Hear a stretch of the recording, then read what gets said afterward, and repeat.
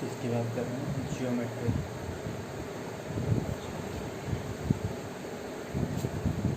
Hello दोस्तों, मैं प्रवीण वर्मा आपके एग्ज़ाम ट्यूटर पे स्वागत करता हूं।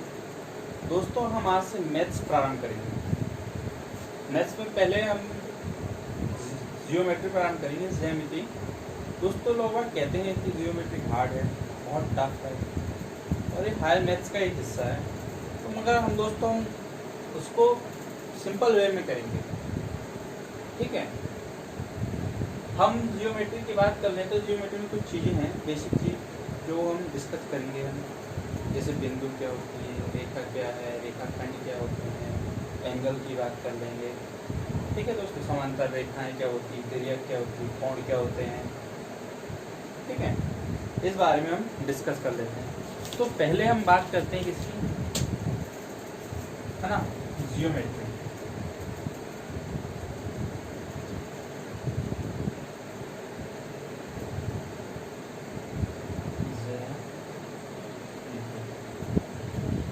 दोस्तों जियोमेट्री की बात कर लेते हैं। जियोमेट्री में कुछ हम लोग बेसिक चीज़ पढ़ेंगे। पहले तो क्या पढ़ेंगे, बेसिक जियोमेट्री का बेसिक क्या है। दूसरा हम बात करेंगे उसके बाद ट्रायंगल की, ट्रायंगल के बाद हम बात करेंगे तीसरी सर्कल।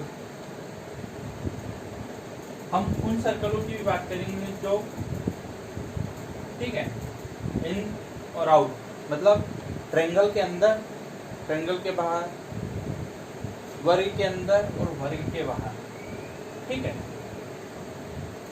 चौथा हम बात करेंगे बहुभुज की, पॉलीगन।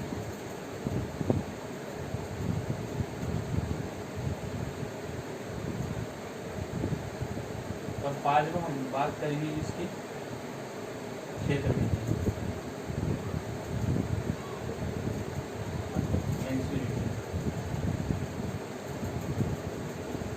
ठीक है दोस्तों। जियोमेट्री को हम पहले बेसिक देख लेते हैं कि इसमें बेसिक क्या है, ठीक है। अगर हमको बेसिक ही नहीं पता होगा तो आगे हम कुछ नहीं कर सकते। हमें बेसिक जानना जरूरी है कि बेसिक में क्या क्या होता है।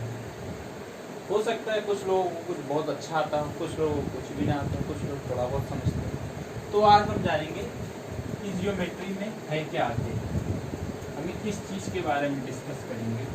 तो देखिए, पहला होता है बिंदु। पहला पॉइंट हम बात करते हैं बेसिक में, बिंदु, ठीक है। बिंदु मतलब पॉइंट। क्या है बिंदु? नथिंग। बिंदु देख रहा है, सिर्फ डॉट, एक पॉइंट है, जीरो डायमेंशन, कोई डायमेंशन नहीं है, डायमेंशनलेस होती है, न इसका आकार होता है न इसकी आकृति होती है, ठीक है। यही है बिंदु, इसी को हम बिंदु कहेंगे और कुछ नहीं है, जीरो डायमेंशन है। अगर किसी ने पूछ लिया बिंदु क्या है तो साफ जीरो डायमेंशन, डायमेंशनलेस, न आकार न आकृति, ओनली एक डॉट है, उसे बिंदु कहेंगे, ठीक है। अब हम ये कुछ बिंदु के बारे में और कुछ चीज़ें जान लेते हैं कि क्या है बिंदु से क्या क्या हो सकता है। जैसे किसी एक बिंदु से अनंत रेखाएं खींची जा सकती है, ठीक है। एक बिंदु है, रेखाएं, अनंत रेखाएं खींची जा सकती है, कितनी भी चाहे जितनी आप रेखाएं खींच लो, हर साइड में, हर एंगल पे, हर डायरेक्शन में अनंत रेखाएं खींची जा सकती है, बार, है ना, ठीक है। इस बिंदु से बहुत सारी रेखाएं खींची जा सकती है। पहला पॉइंट, बिंदु से अनंत रेखाएं खींची जा सकती है। दूसरा पॉइंट सुनिए, दो विभिन्न बिंदुओं से एक और केवल एक रेखा खींची जा सकती है। कोई दो बिंदु हैं, अगला पॉइंट बोला है, ये तो पहला था कि एक बिंदु से अनंत रेखाएं खींची जा सकती है। दूसरा पॉइंट है कोई दो बिंदु हैं और इन दो बिंदु से केवल एक ही रेखा खींची जा सकती है। कोई भी कहीं भी दो बिंदु, एक रेखा, चाहे बिंदु यहाँ हो एक, चाहे यहाँ हो एक रेखा, चाहे एक बिंदु यहाँ हो, चाहे एक बिंदु यहाँ हो, मतलब दो बिंदु है तो सिर्फ उससे एक ही रेखा खींची जा सकती है, इससे ज्यादा रेखाएं नहीं खींची जा सकती। तीसरा है तीन या तीन से अधिक बिंदु यदि एक रेखा पर स्थित है तो उसे संरेख बिंदु कहते हैं। तीसरा पॉइंट की बात ध्यान दीजिएगा। तीसरा पॉइंट में क्या बोला गया है कि तीन बिंदु, एक, दो, तीन, दो बिंदु है तो रेखा, और अगर 3 बिंदु है एक रेखा में, 1 2 3 बिंदु है कहीं ए बी सी, इनको अपन डिनोट कर दो, तो इस रेखा को संरेख रेखा और इस बिंदु को संरेख बिंदु कहते हैं। क्या बोलेंगे? संरेख मतलब क्या बोल सकते हैं? कोलिनियर, कोलिनियर, ठीक है। जो बिंदु होंगे उसके संरेख बिंदु, और जो रेखा होगी वो संरेख रेखा। अब आगे हम बात करते हैं चौथा पॉइंट क्या है बिंदु का? देखो भाई, बिंदु कितने पॉइंट है? अपन तो बोल रहे थे डायमेंशनलेस कुछ हो ही नहीं सकता, और सबसे ज्यादा इंपॉर्टेंट बिंदु ही है, ठीक है। इस चीज को ध्यान रखिएगा। तो पहला हो गया कि बिंदु से बहुत सारी रेखाएं खींची जा सकती है, इन्फिनिटिव, अनंत रेखाएं खींची जा सकती है। दो बिंदु को मिलाएं, किसी दो बिंदु पर केवल एक ही रेखा खींची जा सकती है, और अगर किसी तल पर 3 बिंदु हो, 3 बिंदु को जो रेखा मिलाएगी वो संरेख रेखा होगी, और जो बिंदु है वो संरेख बिंदु कहलाएंगे।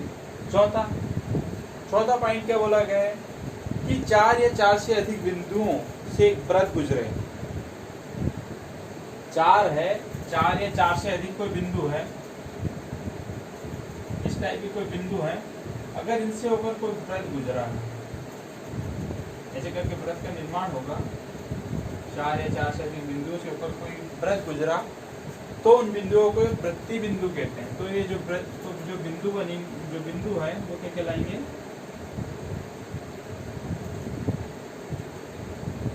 वृत्तीय बिंदु, ठीक है।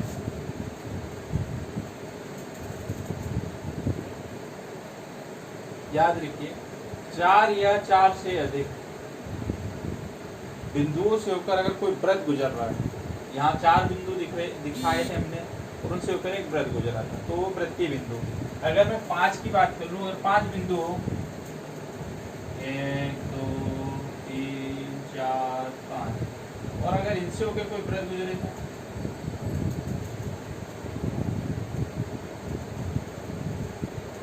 इस टाइप से कोई वृत्त गुजरे, तो भी ये बिंदु कहलाएंगे क्या? वृत्तीय बिंदु।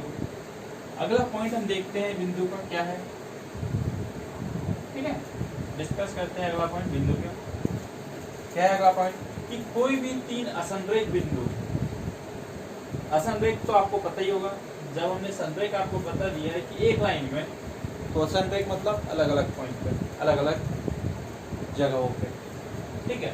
पांचवा पॉइंट हम बात कर लेते हैं कि कोई भी 3 असंरेख बिंदु यानी नॉन कोलिनियर पॉइंट, असंरेख बिंदु कितने? 3 असंरेख बिंदु। असंरेख को याद रखिएगा, क्या बोलेंगे? नॉन कोलिनियर पॉइंट्स हमेशा एक वृत्तीय होते हैं। कैसे होते हो? हमेशा एक वृत्तीय होते हैं। जैसे कोई बिंदु यहाँ है, कोई बिंदु यहाँ है, कोई बिंदु यहाँ है, तो इनसे हम एक वृत्त का निर्माण किया जा सकता है। तो ये सब कैसे होते हैं? एक वृत्तीय होते हैं, ठीक है। याद रखिएगा, ये यहाँ अपना बिंदु हो गया। बिंदु पता है, बिंदु 5 विशेषताएं। पहली क्या है कि बिंदु से अनंत रेखाएं खींची जा सकती है। दूसरी विशेषता क्या होती है कि 2 बिंदुओं सिर्फ एक रेखा बनाई जा सकती है। तीसरा क्या होता है कि 3 बिंदुओं पर कोई रेखा खींची जाए तो वो रेखा संरेख होगी। और क्या बोला क्या है? चौथा पॉइंट, 4 या 4 से अधिक बिंदुओं पर कोई वृत्त खींचा जाए तो ये बिंदु कहलाते हैं। और क्या बोला गया? पांचवा पॉइंट, 3 असंरेख बिंदु। असंरेख मतलब जो अलग अलग पोजीशन पे हो, उनको मिला दिया जाए तो एक वृत्त का निर्माण होगा, ठीक। अब आगे हम बात करते हैं बिंदु के बाद, बिंदु से निर्माण हुआ रेखा, ठीक है। मतलब 2 पॉइंट को मिला दिया तो बन गई रेखा।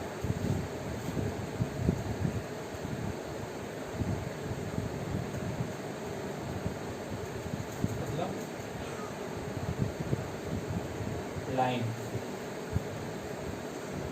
रेखा क्या है? मतलब ऐसी सरल रेखा जो दोनों ओर अनंत दूरी तक बढ़ाई जा सके, उसे रेखा कहेंगे।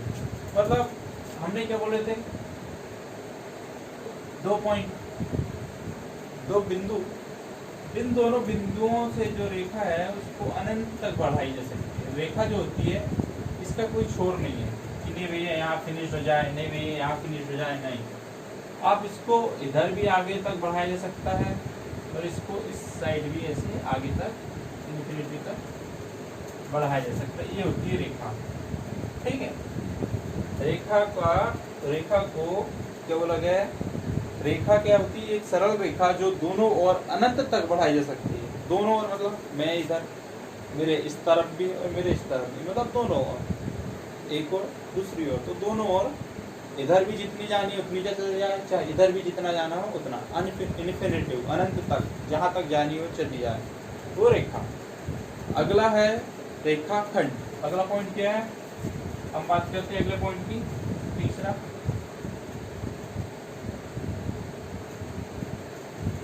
रेखाखंड मतलब लाइन सेगमेंट, ठीक है। रेखाखंड में क्या होता है कि एक बिंदु जो होता है वो फिक्स होता है, ठीक है।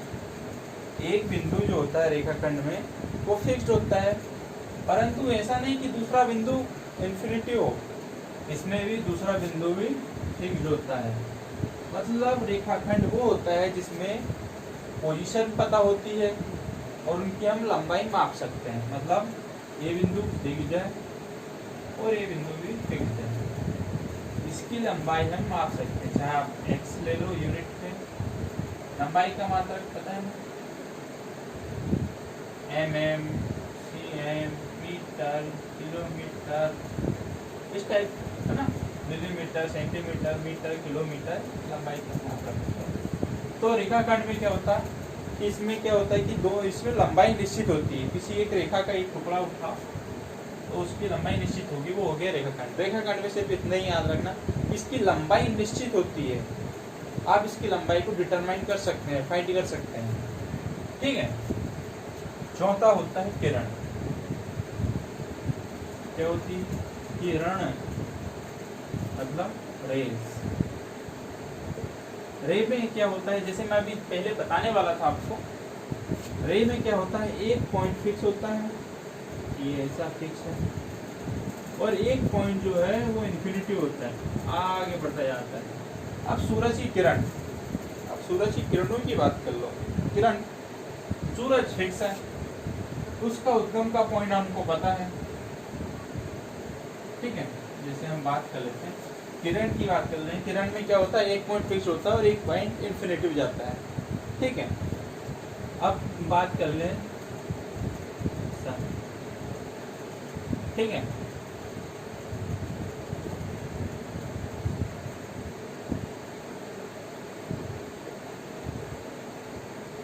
ठीक है, इस टाइप का सन हम ऐसे डिस्क्राइब कर लेते हैं। अब सूरज की किरणों की बात कर लेते हैं। ये कोने तक आ गई, ये पता ही नहीं किधर जा रही, नीचे ये किधर पता नहीं, इधर आगे कितनी जा रही, ये तो पता नहीं कि आगे कितनी जा रही, मगर ये तो पता है कि कहाँ से जा रही है, जा तो यहीं से रही ना सूरज से, मतलब इसका एक पॉइंट निश्चित है, पर एक इन्फिनिटी है। सूरज से जो किरण निकलती है उसका पता है ना, एक पॉइंट निश्चित होता है तो एक इन्फिनिटी, ये वही किरण है ना, मतलब इसका एक पॉइंट निश्चित है तो एक इन्फिनिटी, ये होगी अपनी किरण।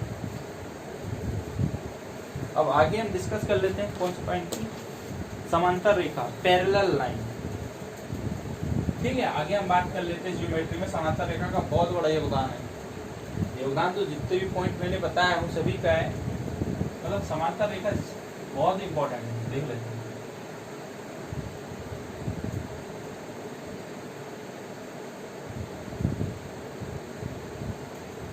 समांतर रेखा मतलब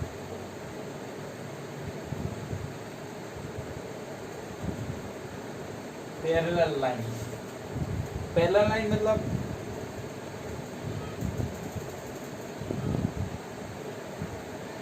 अब देखो क्या बोलता है समांतर रेखा।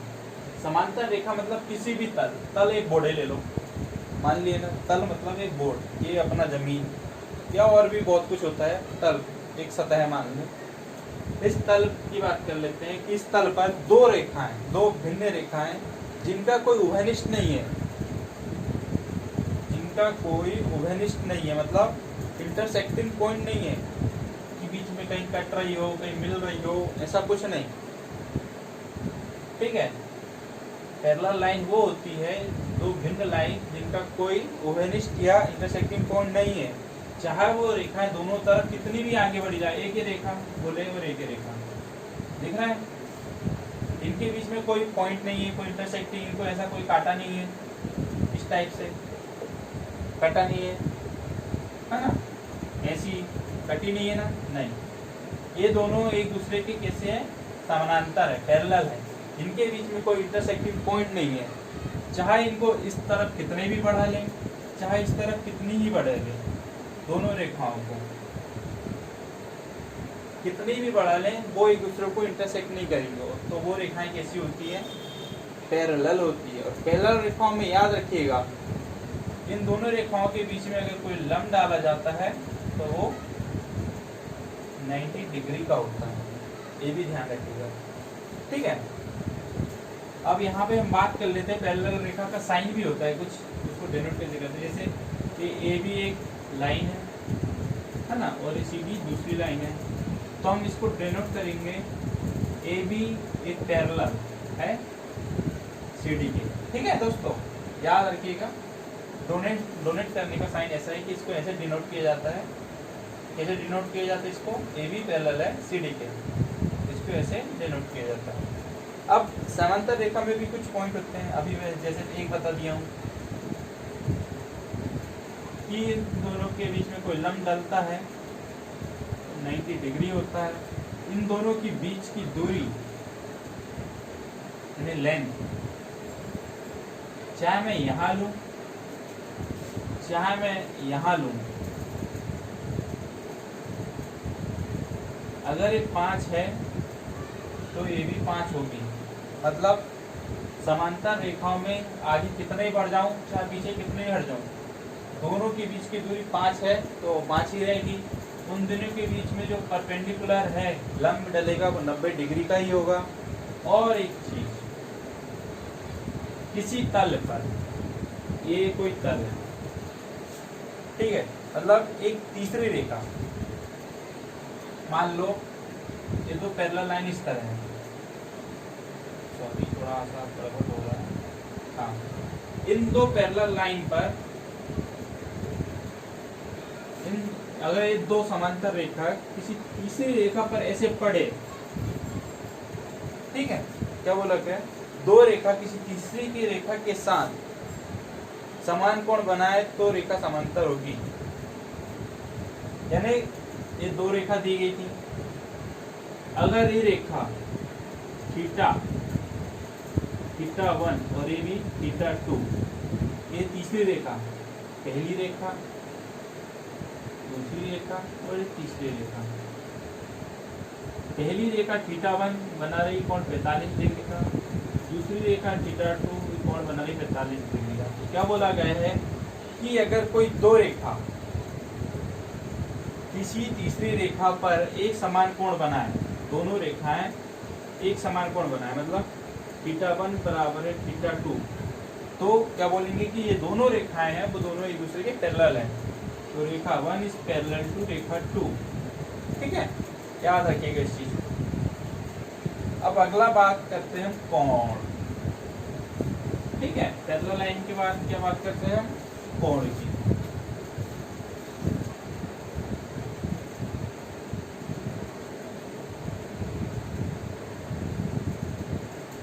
मतलब एंगल, ठीक है, एंगल में क्या बोला है,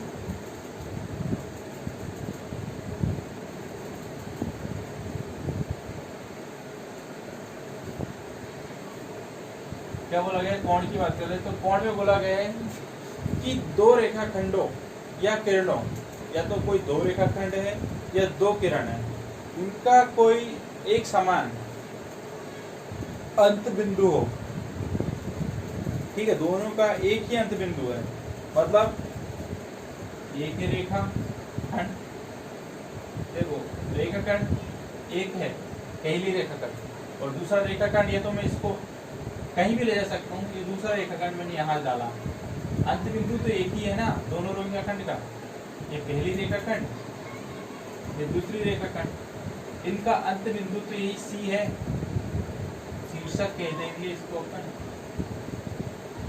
ठीक है। तो उनके बीच में फिर जो एंगल बनेगा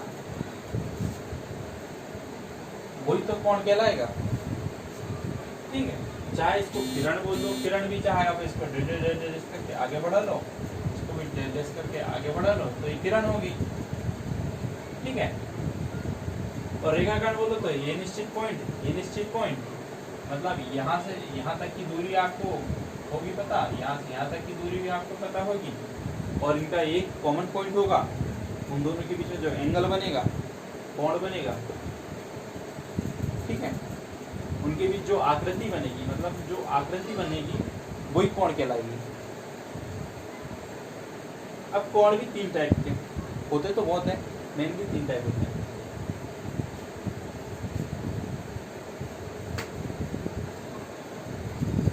जैसे कोण में पहला बात करते हैं न्यून कोण, नाम से ही स्पष्ट होता है न्यून कोण। न्यून का मतलब होता है एक्यूट एंगल, न्यून मतलब होता है कम। अब किससे कम की बात करना है बस, कि किससे कम होना चाहिए तो वो न्यून कोण है, और किसके अधिक हो तो अधिक कोण है, और किसके बराबर हो तो सम कोण है। न्यून का सिंपल सा अर्थ होता है, ध्यान रखिएगा, न्यून कहते हैं ना न्यूनतम, तो ये न्यून है, न्यून, न्यून मतलब होता है कम, ठीक है। तो न्यून कोण की बात कर लेते हैं। तो न्यून कोण में क्या बोला गया, अगर कोण थीटा की वैल्यू जो है लेस देन 90 डिग्री, थीटा की वैल्यू 90 डिग्री से कम है तो वो न्यून कोण। अब 90 डिग्री कब होगा, चांदा की सहायता से, वो होता है ना प्रोटेक्टर, उसकी सहायता से हम इस टाइप का बना होता है, आपको देखा होगा आपने बचपन में बहुत क्वेश्चन किए होंगे, इस टाइप का बना होता था, एक लाइन यहाँ खींची होती थी ऐसी पट्टी सी, ये बीच में पॉइंट होता था, ये ऐसे लाइन यहाँ मिली होती थी, ठीक है, ऐसे यहाँ पे अलग अलग एंगल लगे होते थे, 10, 20, 30, 40, 50, 60, 70, 80 और 90 डिग्री। तो हम यही बात कर रहे हैं कि ये 90 डिग्री, ठीक है, ये वाला कोण 90 डिग्री से इस तरफ है, मतलब अगर मेरा चांदा इस पे आ रहा है, मतलब 40 degree, theta is less than 90 degree, मतलब 40 डिग्री है, तो क्या होगा, ये न्यून कोण है। थीटा की वैल्यू कितनी आ रही है फिर 40, 40 90 से छोटा है, तो न्यून कोण। अगर हम बात कर ले दूसरा कोण सम कोण, ठीक है, ये 0 होता है, 180 होता है, ठीक है, इस तरह। सम कोण मतलब, सम मतलब समान, किसके समान, जो किसके बराबर हो। न्यून देखो किससे न्यून बोला था, 90 से न्यून, और सम मतलब बराबर, किसके बराबर, थीटा की वैल्यू 90 डिग्री के बराबर हो तो वो सम कोण, मतलब ये अपना बेस 0 हो गया और ये एंगल अपना 90 डिग्री हो गया, तो क्या हो गया है, थीटा की वैल्यू ये हो गया सम कोण, जिसे अपन बोलेंगे राइट एंगल। याद रखिएगा, राइट एंगल। न्यून कोण हो गया, सम कोण हो गया। अब हम बात करते हैं उस कोण की, अगला कोण कौन सा है, वो है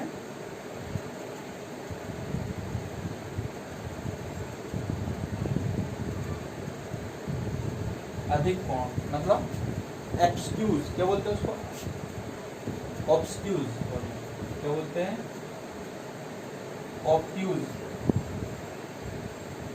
ऑब्ट्यूज एंगल। अब यहाँ भी नाम से स्पष्ट हो रहा है, अधिक मतलब मात्रा में ज्यादा, क्वांटिटी में ज्यादा। देखो किससे अधिक बोला है, अधिक मतलब हमारे शब्दों में ज्यादा। किससे ज्यादा बस वो देखना है।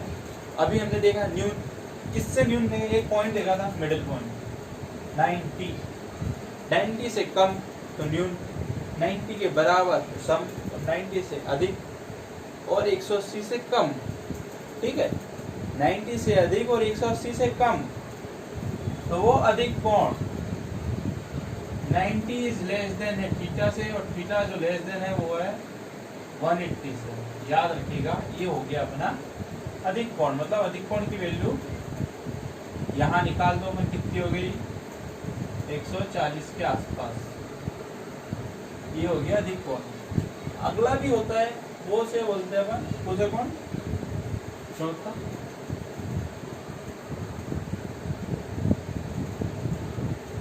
रिजु कोण। ठीक है, कौन सा कोण होता है दोस्तों, रिजु कोण। मतलब स्ट्रेट एंगल, सीधा लाइन, फ्लैट।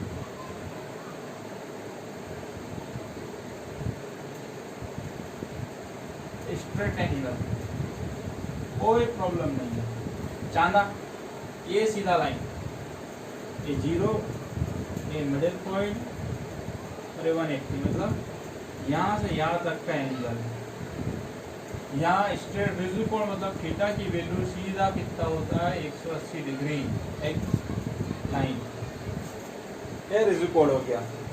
ठीक है, जिसकी माप कितनी हो 180 डिग्री हो वो रिजु कोण। अब होता है पुनर्युक्त कोण। मतलब पुनर्युक्त क्या होगा, मतलब वो कोण, पुनर्युक्त को अपन इंग्लिश में क्या बोल सकते हैं, रिफ्लेक्स एंगल। क्या होगा अगला, क्या होता है रिफ्लेक्स एंगल, है ना। पुनर्युक्त कोण की बात कर लेते हैं।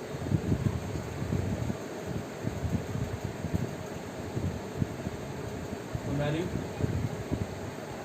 कोण, ठीक है, मतलब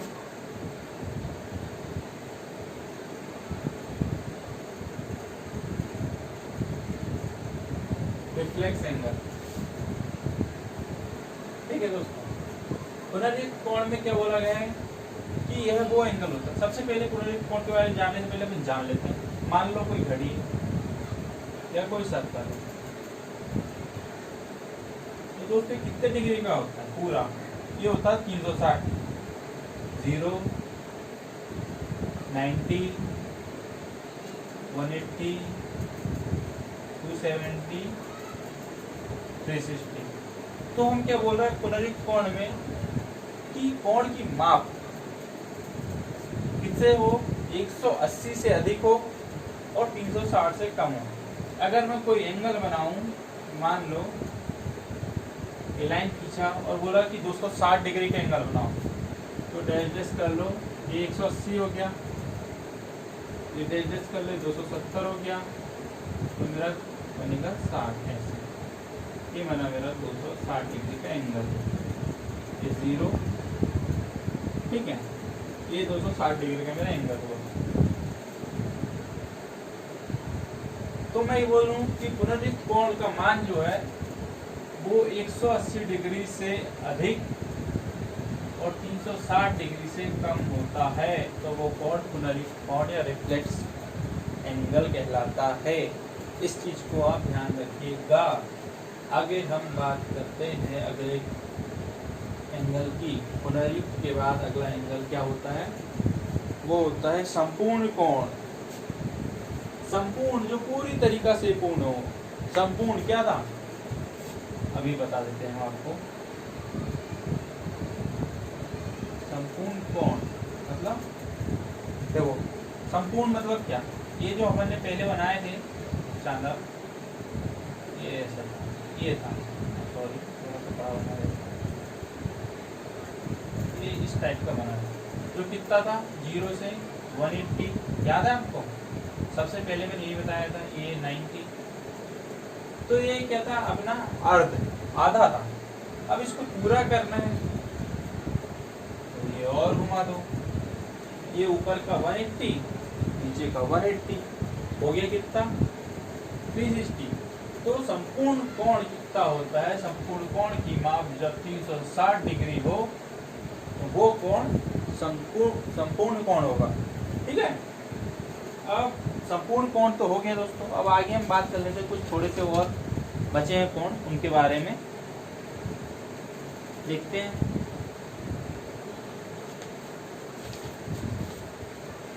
क्या है वो, हाँ आगे हम बात कर लेते हैं पूरक कोण की। कुछ ऐसे कोणों के बारे में भी बात कर लेते हैं जो बहुत जरूरी है। पूरक कोण मतलब कॉम्प्लीमेंट्री एंगल। दूसरा है पूरक कोण मतलब कॉम्प्लीमेंट्री एंगल। ठीक है, पूरक कोण मतलब होता है कॉम्प्लीमेंट्री एंगल। इसमें क्या बोला गया, यदि दो कोणों का योग, कितने, दो कोण, कोई भी दो कोण हो, उनका योग अगर 90 डिग्री है तो उसे हम क्या बोलेंगे, तो हम उस कोण को पूरक कोण या कॉम्प्लीमेंट्री कोण बोलते हैं। जैसे θ1 + θ2 = 90 डिग्री। अब हम देख लेते हैं θ1 और θ2 90 डिग्री कैसे होगा। जैसे हमने यहाँ एक 90 डिग्री का कोण बनाया, मान लो ये कोई कोण बना,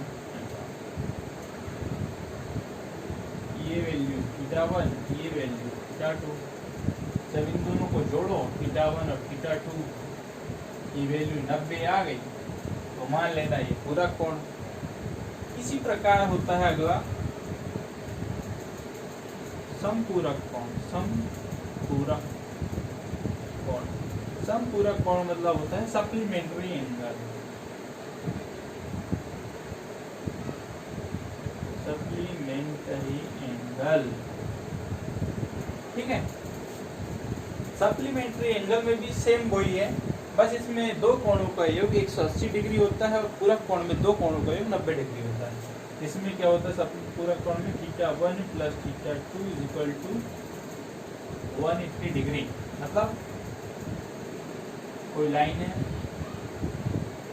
उस पर कोई त्रिज्या डला है, इसकी वैल्यू θ1 है तो इसकी वैल्यू θ2 है, तो θ1 + θ2 की वैल्यू कितनी होगी, 180 डिग्री। ये हो गया अपना समपूरक कोण।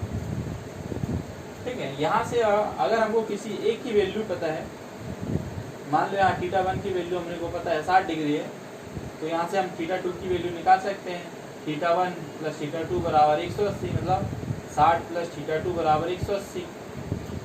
ठीक है, तो θ2 = 180 - 60 बराबर θ2 बराबर कितना आ गया, 120 डिग्री। इस प्रकार से हम वैल्यू कैलकुलेट कर सकते हैं। पूरक कोण हो गया, समपूरक कोण हो गया, उसके बाद बचा है आसन्न कोण। ठीक है, अभी हम दो कोण और देखते हैं, उसके बाद तीन कोण देखते हैं। सॉरी, तीन कोण है अभी, जैसे आसन्न कोण है, ठीक है, रैखिक युग्म कोण है और शीर्षाभिमुख कोण है। तीन कोण अभी देख लेते हैं, उसके बाद फिर आगे डिस्कस करेंगे। ठीक है, कौन सा कोण है, आसन्न कोण। आसन्न कोण मतलब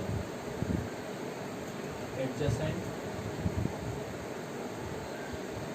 एंगल। ठीक है दोस्तों, एडजेसेंट एंगल क्या होता है, अब बात कर लेते हैं।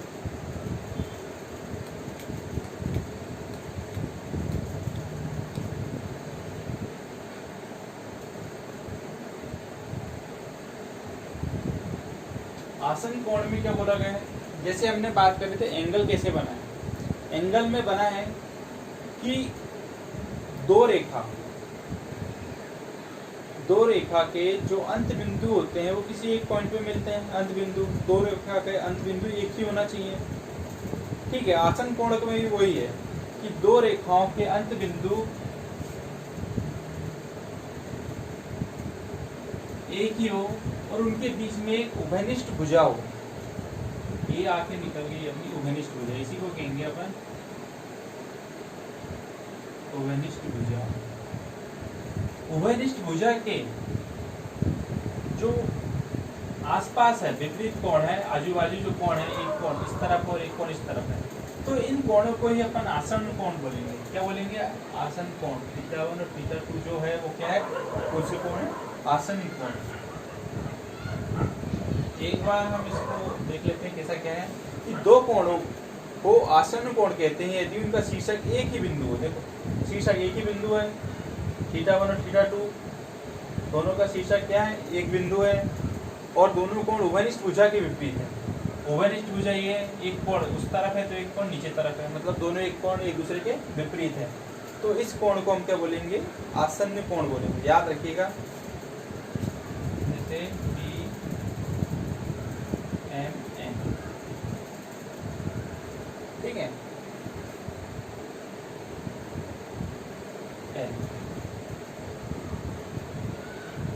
एंगल MTL बराबर थीटा 1, एंगल NPL बराबर थीटा 2, ठीक है। ये आपके दो अलग अलग एंगल निकल गए।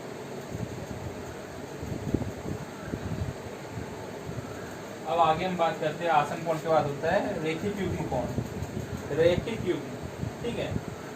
जैसे अभी हमने आपको बताया था संपूरक कोण में, संपूरक कोण और रेखिक युग्म कोण में ज्यादा अंतर नहीं है वैसे।